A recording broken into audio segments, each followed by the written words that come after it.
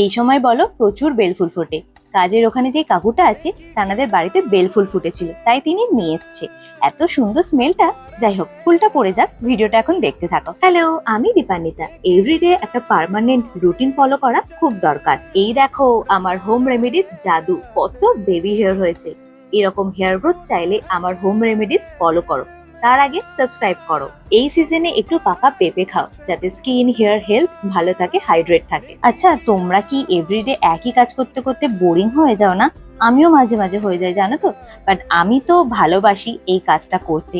যেমন ভিডিও করতে খুব ভালোবাসি, সেরকম এই কাজটা করতেও আমার খুব ভালো লাগে। আজ না একটা নতুন জিনিস জাজ করব। এই মিল্টনের বোতলটা নিয়েছি, দেখবো এটা ঠিক কিনা।